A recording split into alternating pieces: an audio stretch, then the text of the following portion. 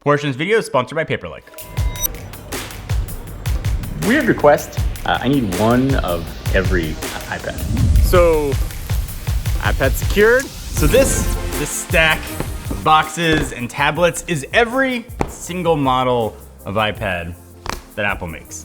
And honestly, when it comes to like Apple products, the general rule has been like, it's not worth the upgrade.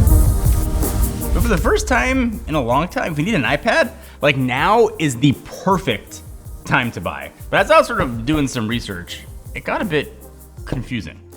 So I'm gonna keep this straightforward with, I don't know, call it like 3 S's.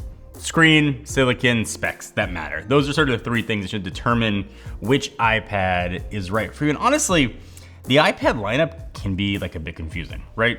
The Air has gotten really good. Do you need a Pro? But also like the base iPad's gotten really good. Do you need an Air? At every sort of price point for Apple, there's like a reason to step up or even reason to step down. So what is really one, if not like the major difference, I think between all the models? I think that's going to be screen in terms of both screen size and screen quality. So smallest iPad you can get right now is this guy in 2025. This is the iPad mini starting at $499. It's not the cheapest iPad, believe it or not, you can get because you're actually paying a bit of a premium for the smaller display, which doesn't make a huge amount of sense. We've got an 8.3 inch liquid retina display. It's kind of the sweet spot between an iPhone and like a MacBook monitor, and is 100% the most portable iPad in the lineup. I really wish Apple would have gone sort of the Pro mini route and given it like the Pro motion treatment, the 120 hertz, especially just to make right after that Jellygate stuff they had where the iPad's kind of shuffled around with the previous iPad mini. But it is still a really nice screen, bezels and all, which is great for sort of reading and watching movies. One thing to consider if you're considering a mini, if you've got a bigger iPhone like a Pro Max, that's 6.9 inches and the mini is 8.3, so like not a huge size difference between the two. So the next size up from that, this yellow banana here, it is the regular iPad. And for 350 bucks, I think it is tough to find a better deal in the Apple Store, in Best Buy. It does lack some of sort of like the bells and whistles of the other models, but I think it makes up for it in the fundamentals. It is an 11-inch display. I think the sweet spot for most people, and I think the really big knocks against it is it's not a laminated display, meaning there's sort of visible gap between the glass and the display itself. And to be honest, I do not think the average person is gonna notice or even care at all, because screen quality, speaker quality, camera, colors, all of that, I think it's like really well done. And for the price, it really is just like an all around like really good iPad. If you want something just a little bit bigger to watch movies or give to your kids, it is incredibly hard to beat the regular iPad. And like even the USB-C port like is color matched. But then after the iPad, I think things start to get interesting. Stepping up to the iPad Air, I think is where all the confusion with the iPad lineup is. Now you've got 2 screen sizes here. I've got the 11-inch one here, but you've got a bigger boy at 13 inches. That's gonna be sort of the larger version. I think it's gonna be particularly compelling if you're looking to use this as a computer, like a laptop replacement. I'd probably suggest not buying into all the Apple hype just yet, especially when it comes to like iPad as computer. You can still like definitely do it and do all computer stuff, but you 100% have to change the way you use your computer to suit the iPad, and especially the operating system. And then the top end, the iPad Pro. Again, available in the same 11 and 13 inch sizes. The big difference here is this has both 120 hertz Pro motion and a tandem OLED display. You don't need to be like a screen snob to see the differences side by side. OLED tech gives way more precision, depth, and just overall sort of richness than other iPads. They just can't offer that.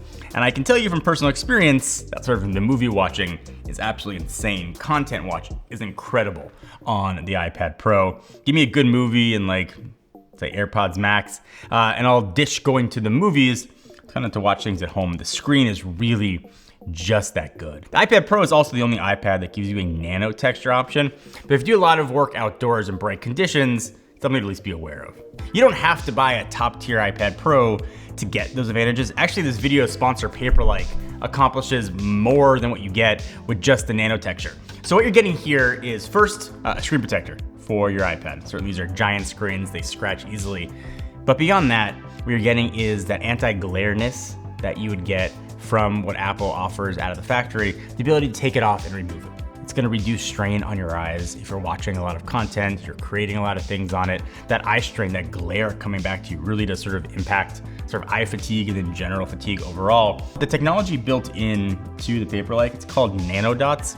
It makes it feel more like actual paper when you're writing, hence like the name Paperlike. So if you're doing a lot of things with the Apple Pencil, and probably the best part, it's like half the price of Apple's options, and 2 come in the box. So if you find yourself not wanting to use it for a while, you can pull it off, use your beautiful glossy display, need it again, put the second one on. I think it's a really perfect compromise between price and features, and you really do get more than what Apple's offering without having to spend thousands of dollars in the case to get that 1 or 2 terabyte iPad Pro. It's available for all sizes of iPad. It's Swiss made.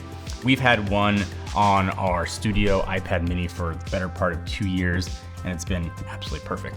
So Paperlike is now available like internationally. If you're in the US, we bought this one from Best Buy. If you want to learn more, check it out for yourself. The link will be down below.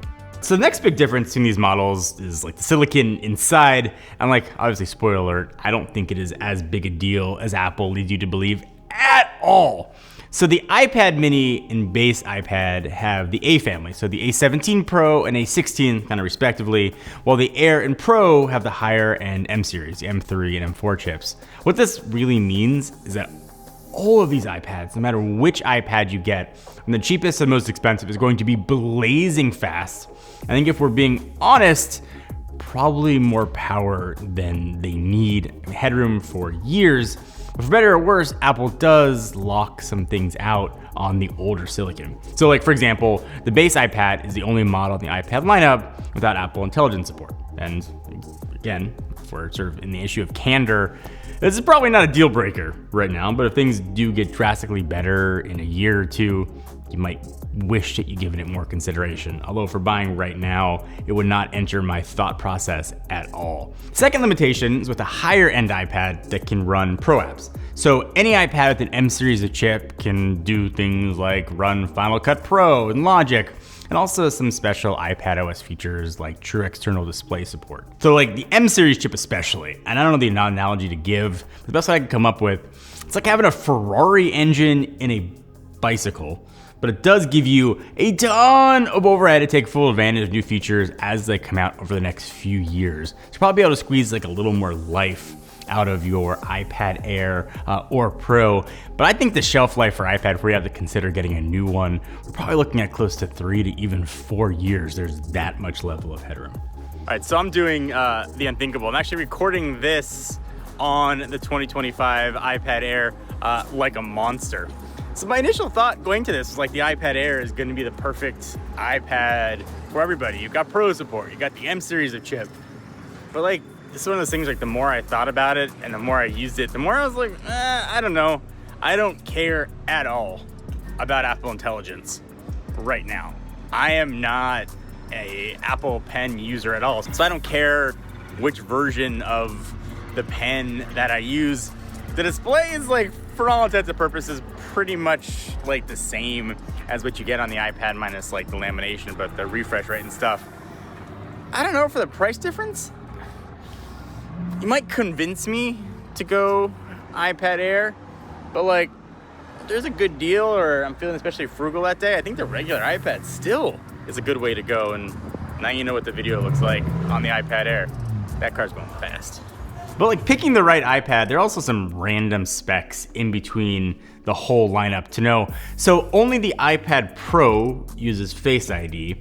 The rest of the iPad lineup, it's going to use Touch ID sort of built into the power button. I think that the regular iPad, if you're looking to do some light sort of pencil work, doesn't have support again for the Pencil Pro, and you just wanna like watch some videos and take FaceTime calls, it is absolutely perfect and has a ton of power. All iPads have USB Type-C, only the Pro also has Thunderbolt support, but if if you want to use it with cellular, you can pick any iPad you want because every option from the Pro to the Mini does support cellular. And it's actually the first year I've gone into cellular. I always figured tethering was the same thing. Cellular iPad has totally been a game changer, but it does get expensive. But just know you can get it on any iPad that you want. Also, like, the price range between these iPads is crazy. Like, the cheapest base iPad is $350, and you could spec out an iPad Pro with nano texture and 2 terabytes of storage for $2,600. So there's a $2,250 difference between those two extremes, and really at either end, and for the first time in years, no matter what iPad you get, it's going to be some version of good, and it's not going to be outdated. You just got to decide what features are right for you. Out of all of that now, like, which iPad should you get?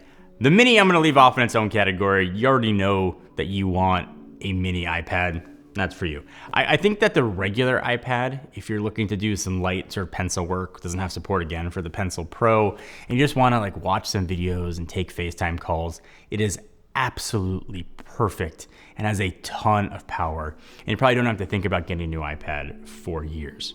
If you want to step up the iPad Air, take advantage of that Pencil Pro, have power, you're going to use Apple Intelligence, you want to be able to do some more pro work with pro app support, and you know you're making a sacrifice for screen fidelity and maybe you don't care, the iPad Air is probably the perfect iPad for most people. But if you do want to step up, and you want to go to the iPad Pro, you're the kind of person that wants the Pencil Pro, you maybe want to be able to do some work on your iPad, you want that tandem OLED display, you want to not think about your iPad for probably close to 4 years, and the iPad Pro is a perfect way to go.